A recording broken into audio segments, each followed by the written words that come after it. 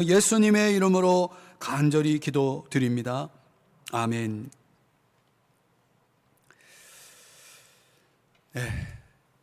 온라인으로 예배 드리고 있는 성도님들, 한 주간 평안하셨습니까? 잘 지내고 계시죠? 여러분들을 직접 뵐 수는 없지만 오늘 또 여러분이 함께 예배하고 있는 모습을 그리면서 이 시간 또 주 안에서 함께 은혜 받는 복된 시간이 되기를 간절히 축복합니다. 요즘 현대인들은 많이 방황하고 있습니다. 전문가들의 견해에 따르면 그 현대인들의 방황은 잘못된 자기 이해에서 비롯되었다, 이렇게 지적을 합니다. 또 그런 잘못된 자기 이해 속에서 특별히 부정적 자아 형성이 이루어진 사람들이 있다고 합니다. 그 배후에는 상처받은 자기 이미지가 도사리고 있는 거죠. 그래서 그런 사람들은 대개 이런 질문을 많이 던진다고 합니다. 나는 어떤 세계에서 살고 있나? 나는 어떤 세계에서 살고 있나? 나의 이웃들은 나를 어떻게 판단하고 있는가? 그러나 이런 질문보다는 나는 나를 어떻게 생각하는가라는 질문이 더 중요하다고 전문가들은 강조를 하고 있습니다. 그런 긍정적인 자아 형성을 위해서 우리 모든 사람들에게 필요한 것은 비교의식을 버리고 창조의식이라는 사고의 전환이 중요하다라고 또 강조를 합니다. 근데 긍정적인 자아 형성을 위해서 이제 우리들에게 요구되는 필요한 세 가지가 있다고 하는데요. 그게 뭐냐? 소속감이라는 말이 있습니다. 나는 받아들여지는가? 나는 받아들여지는가? 이 받아들임에 대한 의식을 갖는 것, 이게 소속감이라고 말하죠. 가치감이라고 하는 것도 있는데요. 이건 뭐냐면 내가 필요하다라는 생각입니다. 내가 필요하다는 의식. 나는 필요한 존재다라는 거죠. 또 신뢰감이라는 것이 있다고 합니다. 신뢰감. 이건 뭐냐면 무언가 할 수 있는 일이 내게 있다는 거죠. 뭔가 할 수 있는 일이 내게 있다. 이런 세 가지 의식이 우리에게 긍정적 자아 형성에 도움이 된다라고 하면서 감히 여러분들에게 강조하고 싶은 건 뭐냐면 이런 세 가지를 우리가 어디서 찾을 수 있겠습니까? 저는 그것이 성경이라고 믿습니다. 또 하나님 안에 있는 사람들은 이런 소속감, 가치감, 그리고 신뢰감이라는 이런 중요한 우리에게 유익한 이런 자아 형성에 도움을 주는 이런 의식들이 하나님 안에서 다 얻을 수 있다는 거죠. 오늘 본문에 등장하는 디도라는 사람도 역시 하나님 안에서 이 세 가지를 누리고 있었다는 것입니다. 자, 오늘 본문에 우리가 5절을 읽었는데 5절에 의하면 바울이 디도에게 걸었던 기대는 크게 두 가지로 정리할 수가 있습니다. 하나는 그 그레데 섬 안에 있는 여러 교회들 안에 부족한 부분들이 많이 있었다는 거죠. 그 부족한 부분들을 바로잡아서 그래서 더 온전하게 아주 건강하고 정상적인 교회로 세우는 그런 역할을 이제 디도에게 부탁한 거죠. 그리고 또 하나가 보면 5절에 각 성의 장로들을 세우게 하려 함이니 이렇게 말하고 있죠. 그 각 성에, 즉 이 크레테 섬에 여러 도시가 있었을 텐데 그 도시 속에 세워진 교회들이 있고 그 교회들을 어떻게 해요? 잘 세우는 그런 지도자를 준비하는 일을 디도에게 맡겼던 것입니다. 자, 본문에 언급되고 있는 이 장로라는 단어, 이건 오늘날 담임 목사와 그리고 동역하는 그런 장로님들, 이런 의미의 장로가 아니라 그 당시에는 이 장로가 영적 지도자였다는 것입니다. 그러니까 초대교회는 목사와 장로 간의 차이가 없어요. 그래서 본문에서 장로라는 말은 영적 지도자라는 말로 바꾸어도 무방합니다. 자, 여러분 한번 생각해 보십시다. 영적 지도자 얼마나 중요한 사람입니까? 그러니까 한 공동체의 성장은 이 지도력을 발휘하는 지도자와의 깊은 관련이 있는 것입니다. 이런 사실을 부인할 사람은 아마 아무도 없을 것입니다. 지도자가 한번 잘못되면 그 공동체에 미치는, 그가 이끄는 교회에 미치는 영향이 얼마나 큰지를 우리는 잘 압니다. 바울이 오늘 이렇게 중요한 영적 지도력을 세우는 데 있어서 지도자에게 요구되는 바를 오늘 성경은 강조하고 있는 것입니다.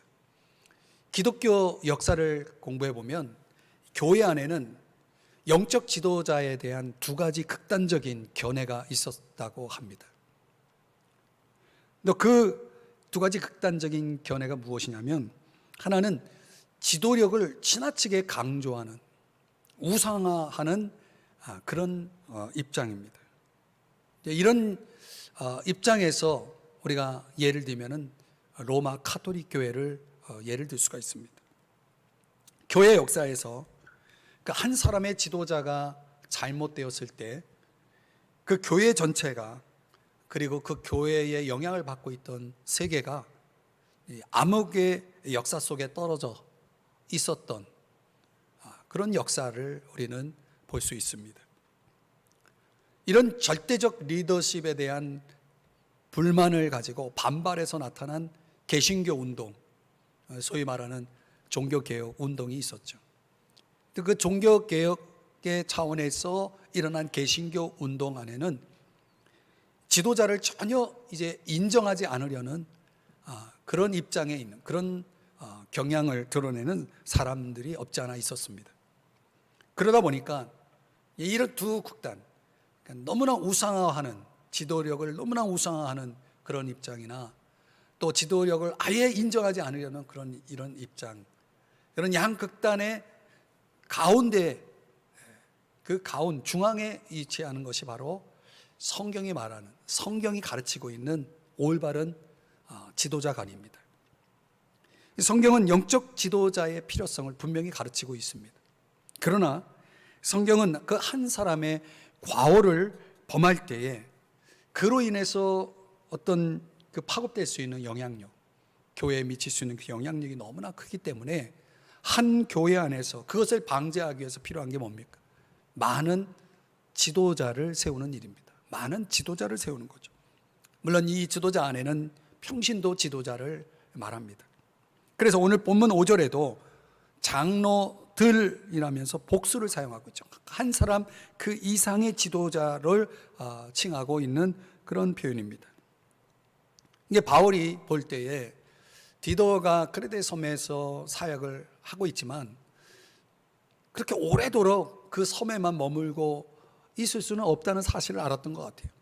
디도 언젠가는 그 크레데 섬을 떠나 다른 곳에서 사역을 할 수밖에 없는 상황이 될 터인데, 이 디도의 돌봄 속에 있었던 교회들이 준비가 되어 있지 않는다면, 또 그 교회를 위해서 계속해서 헌신적으로 사역할 영적 지도자가 준비되어 있지 않는다면 그때 가서는 큰일이잖아요. 그래서 아마 그런 차원에서, 그런 맥락 속에서 오늘 본문에 보니까 바울은 지도자의 자질을 논하면서 이 디도에게 이런 지도자들, 이런 영적 지도자들을 교회마다 세워야 한다라고 하는 그런 권면을 하고 있는 것 같아요. 그러면서 그 지도자에 대한 호칭으로 두 가지 단어가 사용되고 있는데요. 5절에서는 장로라는 단어가 사용되고 있고요. 7절에 가보면 감독이라는 단어가 사용되고 있습니다. 그 장로라고 하는 단어는 문자적으로는 수염이 난 사람들, 이런 뜻이거든요. 수염이 난 사람. 그러니까 수염이야 청년들도 나잖아요. 그런데 당시는 아무나 수염을 기를 수 있는 시대가 아니었다고 그래요. 그래서 어느 정도 나이가 들었다 하면 이제 수염을 기를 수 있었겠죠. 그러나 거기에다 인격적인 성숙을 갖추고 있어야 수염을 기를 수 있었다고 합니다. 그러니까 이 장로라고 하는 그 단어의 의미가 뭐냐면, 그런 차원에서 보면 굉장한 성숙, 인격적인 어떤 성숙과 존경받음, 신뢰받음의 표시로서 존재하는 사람들. 그러니까 수염을 외형적으로는 기르고 있는 것이고, 그 내면에 갖추고 있는 어떤 그런 특징은 그런 성숙함, 존경받음, 신뢰받음이라고 하는 그런 차원의 표시였다는 것이죠. 그런 사람들이 장로라는 호칭을 사용했다. 또 감독들이라고 할 때 이 감독들은 영어로는 비숍이라고 하는 단어를 쓰는데 돌보다, 감시하다, 다스리다라는 뜻이 있습니다. 이 개념을 다 포함하는 단어가 이 oversee라고 하는 단어인데요. 위에서 보다 이런 뜻이죠. 근데 결국은 감독이라는 단어, 이 그 호칭이 의미하는 바는 교회를 잘 돌아보고 구성원 한 사람 한 사람들을 잘 돌아보는 어떤 기능적 역할을 강조하는 것입니다. 그래서 기능에 있어서 중요한 것은 뭡니까? 기술이죠. 어떤 기술을 가지고 있어야만이 그 기능을 발휘할 수가 있는 거죠. 교회를 잘 다스리기 위해서, 성도들을 잘 섬기기 위해서, 그러기 위해서는 어떤 필요한 기술이 있어야 했다는 거죠. 그 가장 중요한 기능 가운데 하나는 좋은 선한 방법으로서의 어떤 기술이라고 할 수가 있습니다. 그래서 이런 개념에서 보면은 동일한 사람이라도 인격적인 측면을 강조할 때는 장로라고 불렀고, 또 어떤 기능적인 측면을 강조할 때는 감독이라고 불렀다는 것이죠. 그런데요, 오늘 제가 강조하고 싶은 건 뭐냐면, 성경이 지향하고 있는 영적 지도자는 이런 인격적인 측면과 그리고 기능적인 측면 두 가지가 다 필요하다는 것입니다. 그러니까 하나님이 세우시는 영적 지도자가 갖추어야 할 부분은 이 두 가지 다 요구된다는 것이 인격적인 것과 기능적인 것. 그런 차원에서 오늘 우리가 우리 자신에게 물어본다면, 나는 정말 인격적으로 잘 성숙해져 가고 있느냐? 나는 하나님이 내게 맡기신 일들을 얼마나 기능적으로 잘 수행하고 있는가라는 그런 물음을 우리 자신에게 던져 볼 필요가 있습니다. 자, 그런데요, 오늘 본문 6절에서 9절까지 내용을 보면은 이 본문에서는 기능적인 측면들은 좀 빼고 인격적인 측면, 그 인격적인 측면의 차원에서 그 영적 지도자들에게 요구되는 바를 강조하고 또 언급하고 있습니다. 그래서 오늘 하나님이 세우시는 사람들이 갖추고 있어야 할 자질로서 요구되는 그 몇 가지를 오늘 본문에서 함께 생각해 보려고 하는데요. 세 가지 묶음으로 생각해 볼 수 있습니다. 관계적인, 그리고 개인적인, 그리고 교리적인 차원에서 한번 생각해 보도록 하겠습니다. 첫 번째는요, 관계적인 자질인데요. 1장 6절의 말씀을 한번 보시면은요, 책망할 것이 없고 이렇게 시작합니다. 책망할 것이 없고. 자, 책망할 것이 없다라고 하는 말은 다른 사람과의 관계 속에서 또 다른 사람들이 보기에 결정적으로 책망할 것이 없다라는 그런 의미를 갖습니다. 그러니까 우리가 여기서 말할 때 책망이 없다라고 하는 것이 완전한 어떤 삶을 의미하는 것은 아닙니다. 누구라도 완전한 사람은 없잖아요. 그러나 결정적인 어떤 결함이 책망의 요소가 없다라는 차원에서 강조하고 있는 것입니다. 우리가 관계 속에서 저 사람 괜찮아, 저 정도면 괜찮은 사람이야, 우리가 이런 차원에서 생각해 볼 수 있는 거죠. 그런데 누구라도 생각해 볼 때 저 사람에겐 결정적으로 이게 문제야 라고 하는 것이 있다 그러면 우리가 그런 부분들을 개선하고 바꾸지 않으면 영적 지도자로서 살아간다는 것은 참 어려운 일이죠. 자, 또 내용을 보시면 한 아내의 남편이며 그랬어요. 한 아내의 남편이며. 문자적으로는 한 여인의 남자라는 뜻이 있습니다. 오늘날 이 시대가 도덕적으로 문란하다 보니 부부관계를 벗어나서 숨겨둔 남자가 있거나 여자가 있는 경우가 있어요. 오늘날 그런 문화가 교회 속에도 얼마든지 있을 수 있는 거죠. 우리가 영적 지도자의 길을 가는 사람들은 적어도 가정 안에서, 부부관계 속에서 이런 부분이 제대로 세워져 있어야 됩니다. 우리가 문화를 추구하는 것이 아니라 하나님이 원하시는, 성경이 우리에게 가르쳐주고 있는 그런 삶을 살아가야 되겠죠. 그런 인격을 갖춰야 되겠죠. 근데 혹이나 여러분들 부부관계를 벗어나서 어떤 관계가 있다면 그런 부분을 빨리 청산하셔야 됩니다. 그래야 하나님이 여러분들을 들어 쓰실 수가 있는 거예요. 하나님이 세우실 수 있는 거예요. 자, 또 보면 방탕하다는 비난을 받거나 불순종하는 일이 없는 믿는 자녀를 둔 자라야, 그렇게 말씀하고 있죠. 여기 믿는 자녀다라고 말할 때는 예수 믿고 교회에 출석하는 자녀를 가리키고 있는 말이 아닙니다. 그런 의미가 아니고 하나님과의 관계 속에서 실제적으로 삶 속에서 하나님 안에서 영적 질서를 가지고 하나님의 뜻을 따라 순종하는 삶을 사는 자녀, 그런 자녀를 일컫는 말입니다.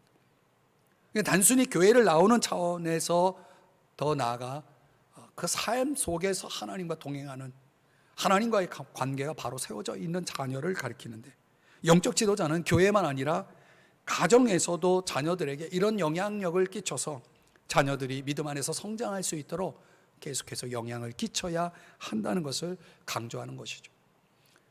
그러니까 관계적으로 볼 때 영적 지도자로 쓰임을 받는 사람들에게는 사회적으로나 또 가정 안에서 부부 관계나 또 자녀와의 관계 속에서 이런 자질을 갖추고 있어야 된다라는 것입니다. 자, 두 번째 묶음으로 보면 개인적인 자질로서 12가지를 권면하고 있는데요, 7절과 8절에서 언급하고 있습니다. 간략하게 좀 살펴보면요, 하나님의 청지기로서 책망할 것이 없고, 이렇게 시작하죠. 이것은 물질 문제에서 깨끗하다라는 의미를 갖습니다. 여러분, 영적 지도자의 길을 가는 사람들은 물질의 문제에 대해서는 투명하고 깨끗하고 정직해야 됩니다. 물론 삶의 다른 영역에서도 우리가 하나님이 나에게 맡기신 어떤 것이라도 우리는 그런 청지기적인 삶의 아름다운 간증을 이루어 만들어 가야 됩니다.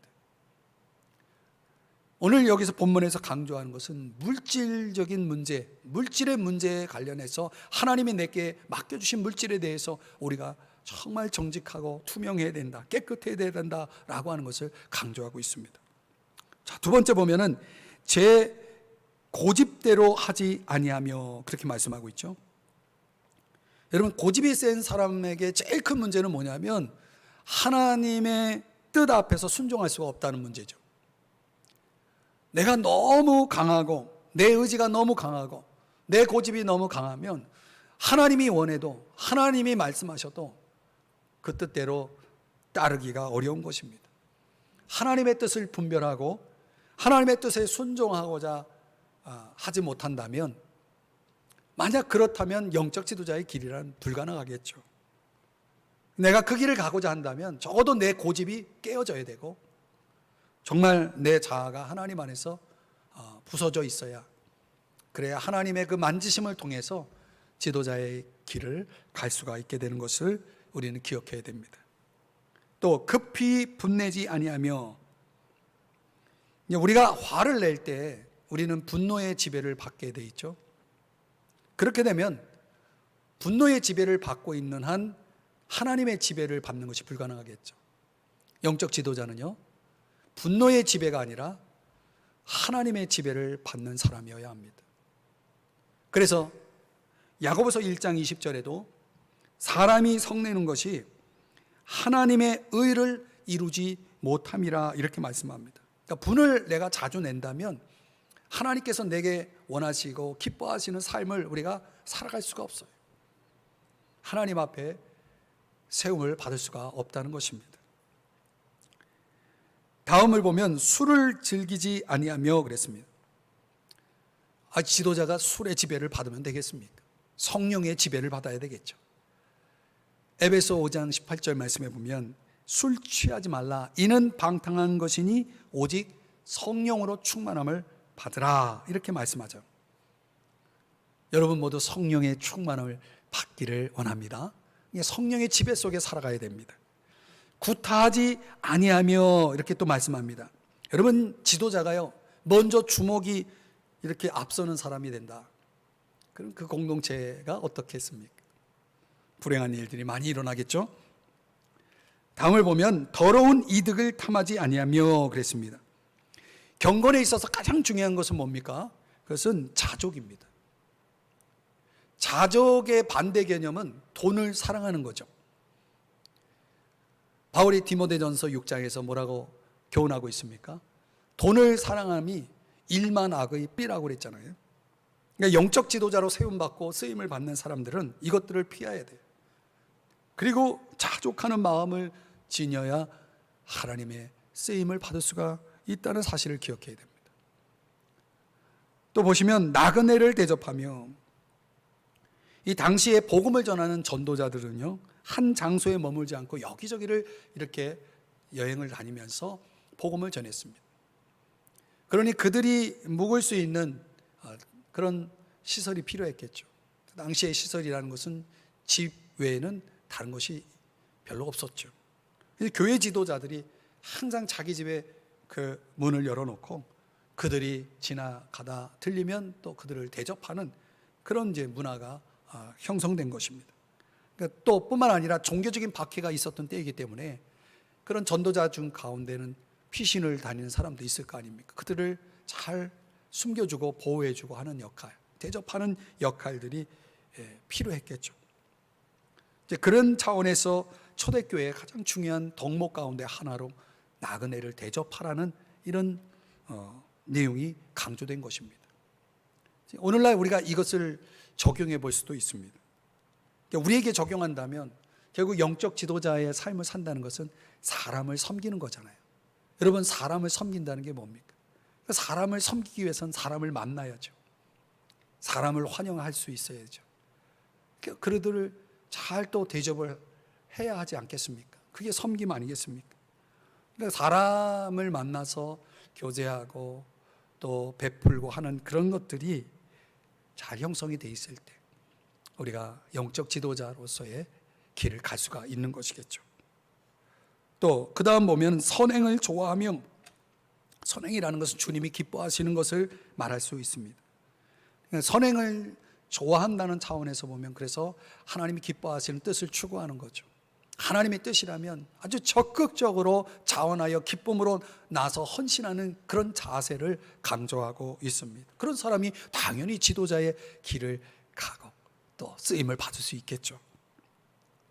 그 다음에 이제 제가 또 은혜 받은 게 뭐냐면 신중하며, 그랬습니다. 신중하며.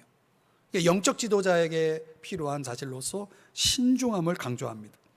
이게 무슨 뜻이냐면 다른 사람들에게 해를 주지 않는 것을 얘기합니다.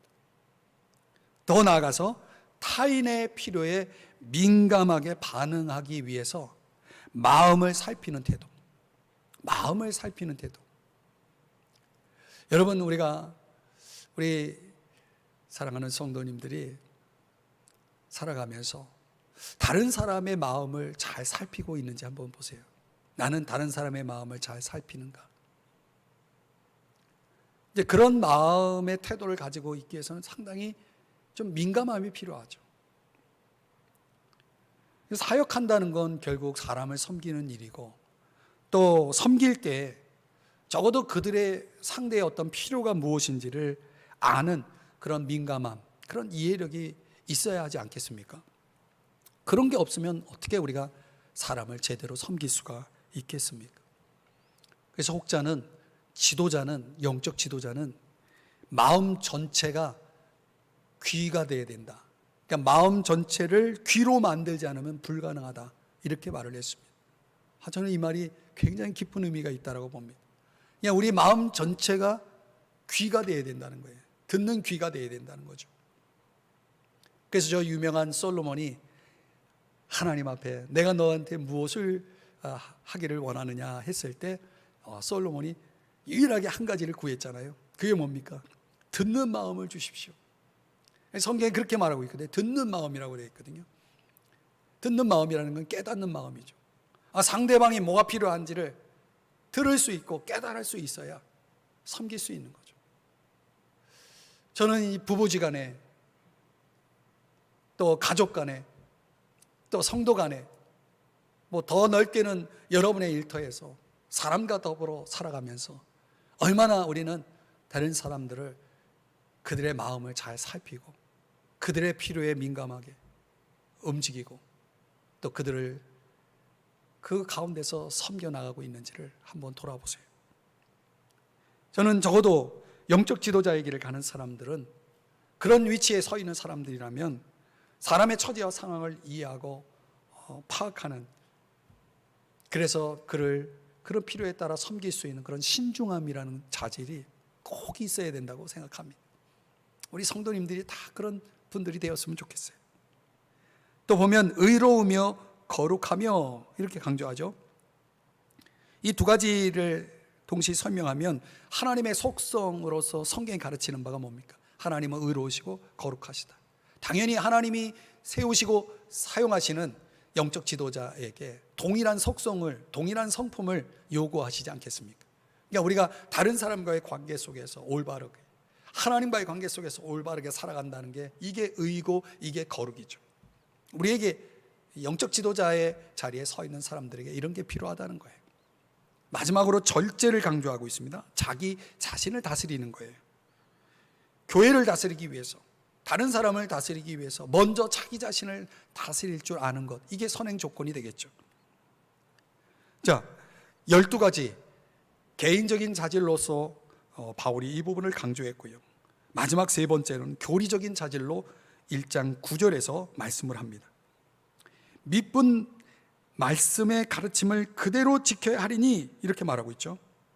그러니까 성경은 영적 지도자의 길을 가는 자들이 단순히 말씀을 잘 가르쳐야 된다라고 하는 그런 차원의 뿐만 아니라 더 나아가서 그 가르침을 설선해서 지켜야 한다라고 하는 것을 강조하고 있습니다.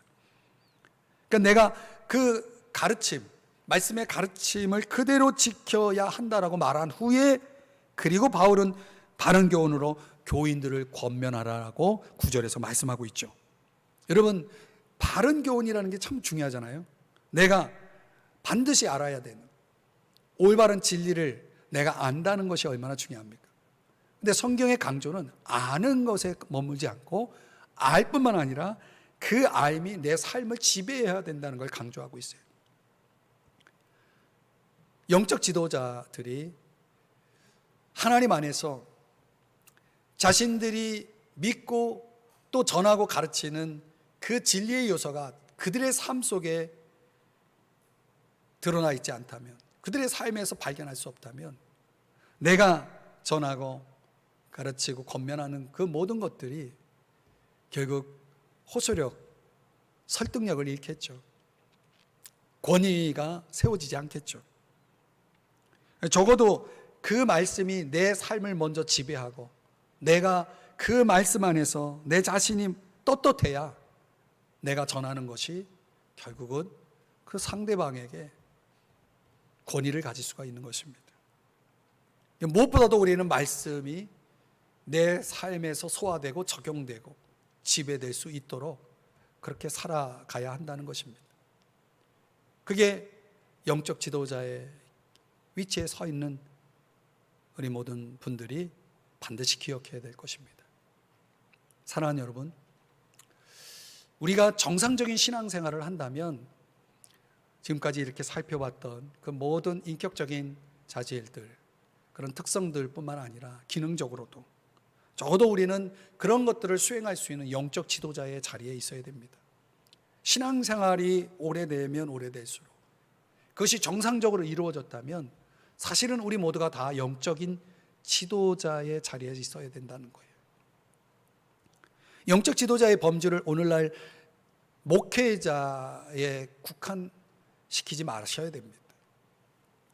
기왕에 우리가 신앙생활을 시작을 했다면 좋은 의미에서는 우리가 지도자가 되고자 하는, 영적 지도자가 되고자 하는 그런 열망을 갖는 것이 상당히 중요한 것입니다. 바울이 그렇게 가르쳐 주고 있는 것입니다. 디모데전서 3장 1절의 말씀에 세 번역으로 보면요, 어떤 사람이 감독의 직분을 맡고 싶어하면, 영적 지도자의 직분을 맡고 싶어한다면 그건 훌륭한 일이다라고 말씀하고 있습니다. 훌륭한 일이에요. 필요한 일인 거죠. 올바른 태도인 거죠. 그러니까 신앙생활이 단지 다른 사람을 추종하는 그런 자로 머무는 것이 아니라 다른 사람들을 위해 내가 섬기고 돌보고 가르쳐주고 영적인 영향을 끼치는 그런 영적 지도자로서 하나님의 세움, 하나님의 쓰임을 받고 싶다는 그런 마음을 갖는 자체가 오늘 성경이 말하고 있듯이 훌륭한 일이라고 말하고 있는 것입니다. 훌륭한 일이에요. 사랑하는 여러분, 그런 차원에서 정말 여러분들이 영적으로 장성해 있다면, 성장해 있다면 여러분들은 영적 지도자의 자리에서 역할을 하고 있어야 되는 것입니다.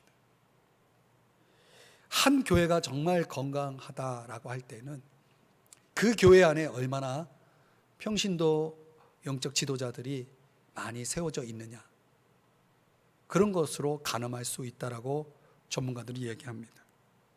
그러니까 우리 안에서 누구도 예외 없이 나도 여기에 해당될 수 있다라고 하는 그런 차원에서 오늘 이 말씀을 적용하셔야 됩니다.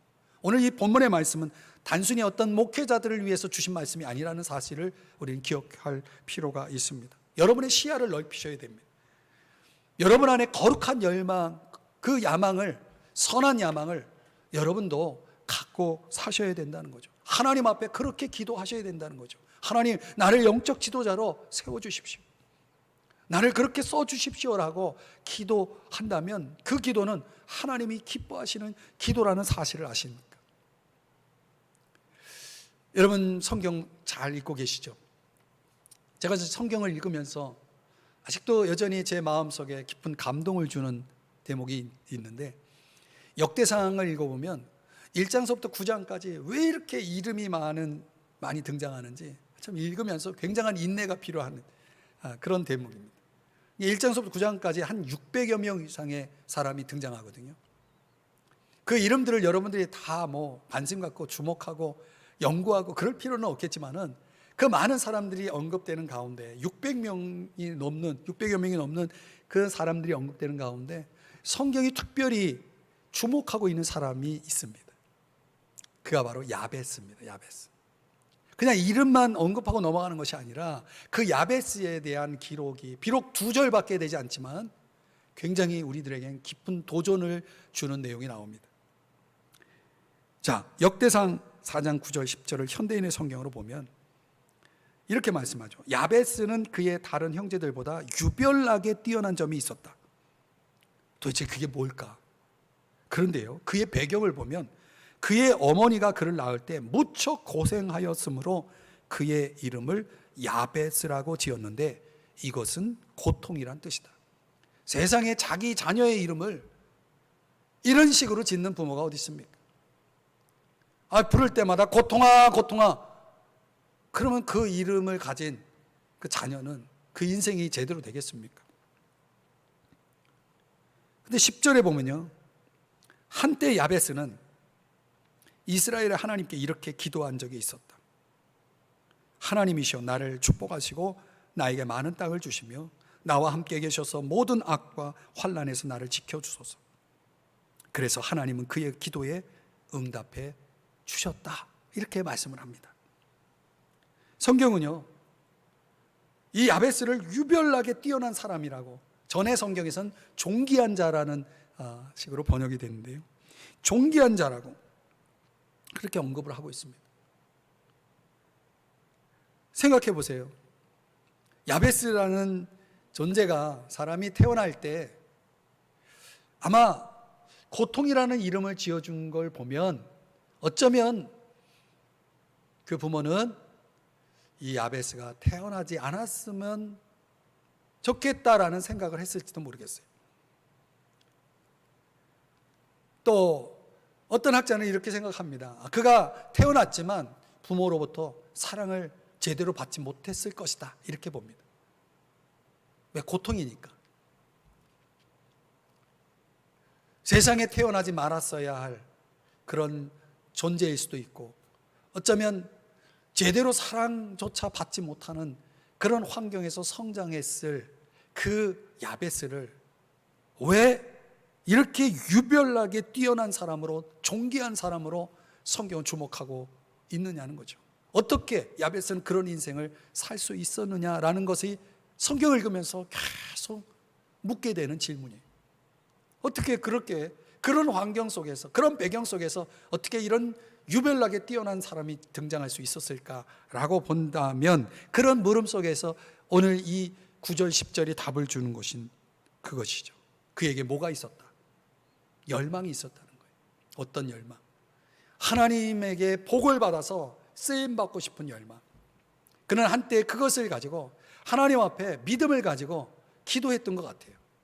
여러분, 믿음이라는 게 뭡니까?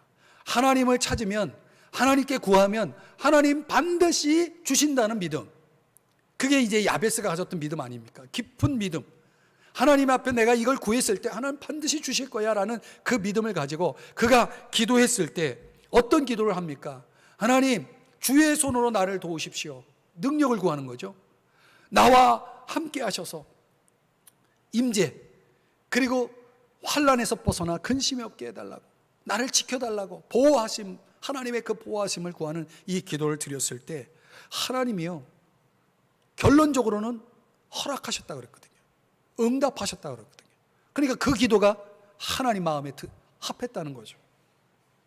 사랑하는 여러분, 오늘 우리들에게도 동일하게 이 야베스가 하나님 앞에 이런 열망을 가지고 하나님이 나를 써달라고, 나를 세워달라고, 이런 위대한 열망을 가지고 하나님을 향한 깊은 신뢰를 가지고 기도했을 때 하나님이 허락하셨다면 동일하게 저와 여러분에게도 이런 야베스의 인생을 살 수 있는 그런 가능성이